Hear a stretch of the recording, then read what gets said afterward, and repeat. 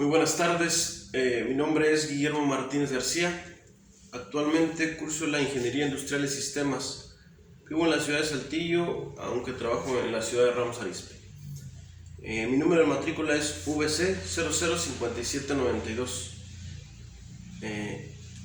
Y el presente video lo realizo para dar camino a la actividad de Administración 1 a cargo de la maestra Olga Torres Alonso. Y bueno, la asignatura en sí nos pide que analicemos un negocio que haya dejado de funcionar, que haya tenido que cerrar, ¿verdad? En los últimos tiempos.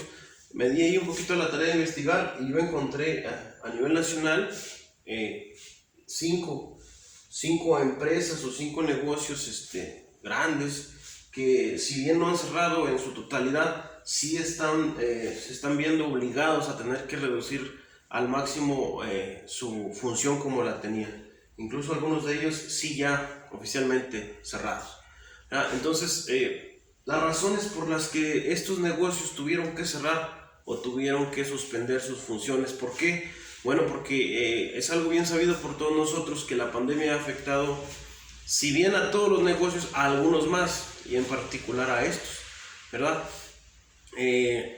La pregunta o la consigna es ¿a qué se debe que cada uno de estos en particular no continuó, ¿verdad? El primero, pues hablemos primero del Best Buy. Sin duda alguna perdió fuerza porque no se acopló a vender en línea. Esa fue de la principal. Incluso Amazon le ganó por mucho ahí, le ganó terreno ahí. Aeroméxico, bueno, aquí porque ustedes saben que la gente pues ya no viajó, se tuvieron que resguardar por tiempos muy grandes y la gente pues ya no viaja, incluso los protocolos se han implementado y la gente ya no. Y así si vamos viendo, uno a uno tiene su razón. Reconozco que al menos los 5 van muy ligados a lo de la pandemia, van muy relacionados, ¿verdad? Pero no solo a lo de la pandemia, sino también a otros aspectos de organización, de administración, de finanzas, ¿verdad? Bueno, vayamos a lo que se iba. Por ejemplo, aquí en la asignatura nos propone que revisemos el por qué o qué se pudo hacer para prevenir estos, llamarlos así, fracasos o estos cierres de negocio. Dándome un poquito la tarea de investigar, yo encontré algunas soluciones o algunas formas de prevenirlo. La primera, y va directo a esta empresa de la Best Buy, pues que tal vez debió haber implementado más formas de vender en línea, cambiar un poquito su metodología de ventas, ¿verdad? La otra, y esta va enfocada a las aerolíneas, es no haberse endeudado más de lo financieramente correcto, porque investigué ahí un poquito y estas 2 aerolíneas se endeudaron mucho y luego ahorita ya no pudieron sustentarlo porque realmente los ingresos no les daban. En particular al de Sin Delantal, que era una comida, que era una venta de comida a domicilio. Creo yo que ahí les faltó un poquito estudiar un poquito con mayor eficacia el mercado.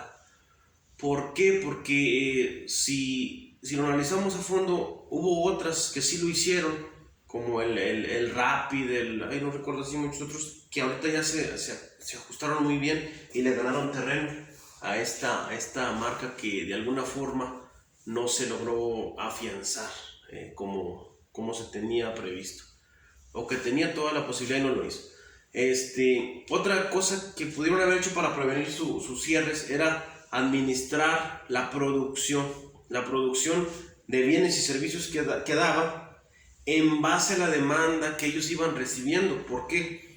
Porque conforme la pandemia aumentaba o la pandemia se presentaba con mayor auge, esas empresas bajaban sus ventas. Sin embargo, a pesar de que veían que sus ventas bajaban, seguían invirtiendo o tratando de hacer parecer que no iba a pasar nada y que iban a continuar, pero no, era muy diferente. Entonces ahí tal vez no se administraron bien en ese sentido.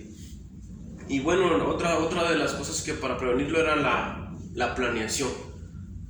que en la materia nos recalca mucho la planeación, que es muy relevante. ¿Por qué? Porque si ellos hubieran planeado de mejor manera, ya viendo las circunstancias que se venían, que se presentaban, tal vez hubiera sido otros los resultados, ¿verdad?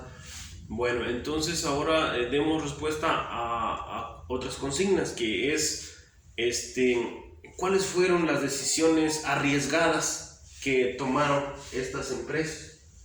Bueno, yo aquí creo que la decisión más arriesgada que tomaron fue que creyeron que esta pandemia, como otros eventos graves, lo iban a superar y que no iba a causar mayores daños y que dentro de un mes, 2 meses, todo se solucionaría, pero no pensaron que esto fuera tan grande. Tal vez su mayor riesgo fue pedir préstamos e inyectar al negocio, aun cuando las circunstancias que demandaban bajaban evidentemente. Entonces, creo que ese fue el mayor riesgo que implementaron o que tuvieron que hacer.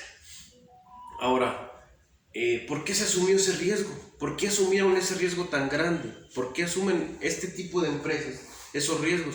Es muy simple. Ahí investigando un poquito, llego a la conclusión de que estas grandes empresas asumen riesgos tan grandes porque durante años han sobrepasado e incluso otro tipo de catástrofes, otro tipo de fenómenos naturales que incluso los ha fortalecido más de lo que parecían. Entonces ellos vieron que, como todo buen negociante, como todo buen inversionista, vieron en pandemia, en un primer momento, incluso algo que les beneficiaría, pero no, esta fue diferente.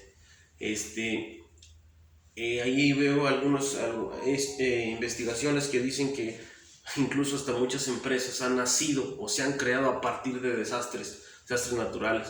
Entonces, esa es visión, ¿verdad?, futurista de la gente que aprovecha hasta del mal tiempo para crear negocios. Pero en este caso, estas 5 en particular no pensaron así, y ese fue su mayor riesgo. Se asumió ese riesgo pensando que no pasaría nada, que sería temporal, y no resultó así. Bien, ahora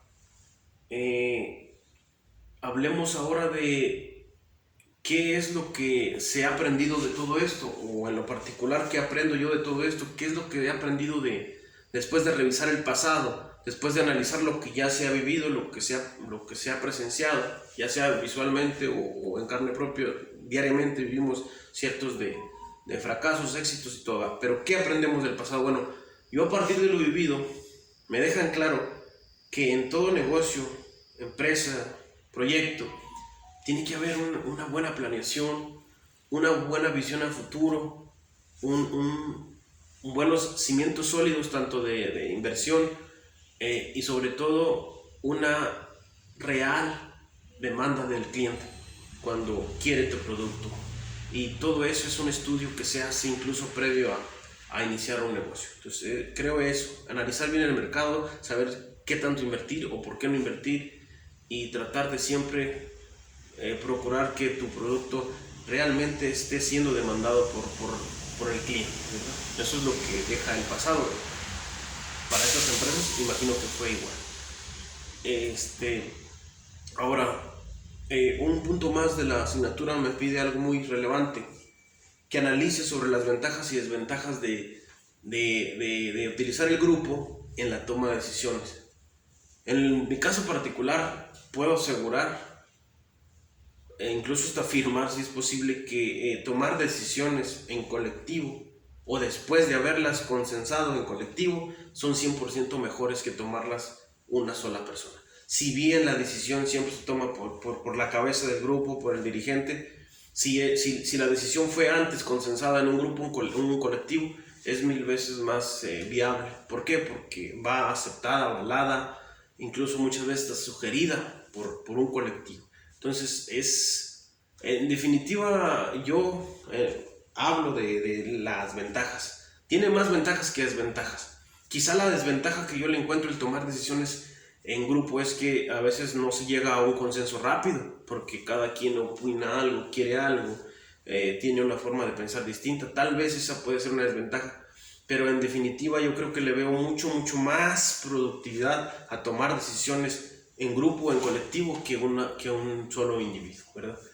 Ahora, casi para finalizar la asignatura, dice qué pasos del proceso del control he estado yo implementando de manera efectiva. Así es como entendía la pregunta. Allí dice que para este proceso de control son 5 pasos, y yo creo que las personas que elaboramos y las que no lo hacen o en nuestra vida cotidiana casi siempre usamos echamos mano de estos factores, de estos elementos que incluye el proceso de control, como el de establecer estándares, medición y detección de las desviaciones, correcciones, retroalimentación, control. O sea, todo esto lo realizamos a veces incluso inconscientemente. ¿Por qué? Los estándares los podemos ver como los requisitos que debe tener el producto que yo quiero elaborar, o el servicio que ofrezco, que sea bueno, que sea de calidad. O sea, esos son los estándares al final de cuentas. La corrección, pues sabemos todos que cuando hay algo que no funciona, hay que hacer algo para que funcione. Los cambios, ¿verdad? Entonces, la retroalimentación, ¿saben qué? Vamos a volver a repasar esto porque creo que puedes mejorar aquí, puedes mejorar. No es exclusivo del campo empresarial, porque yo hablo de mi campo de la educación, pues ahí lo usamos diariamente en todo. Estamos en un constante aprendizaje, en un constante cambio, en una constante retroalimentación y mejora. Entonces, bueno, de esa manera yo concluyo con mi proyecto integrador. Reconozco, es de lo más provechoso que puede haber, porque el contenido no tiene pierde, no tiene desecho. Desearía tener mucho más tiempo para poder aprovecharlo más, lo que no tengo, reconozco. Pero aún así, pues sí aprendí mucho de la materia. A veces se aprende más incluso de cuando menos te lo esperas. Entonces, hay que tener siempre la mejor disposición y abierto al cambio, abierto a la mejora. Y pues ese es mi video del proyecto integrador.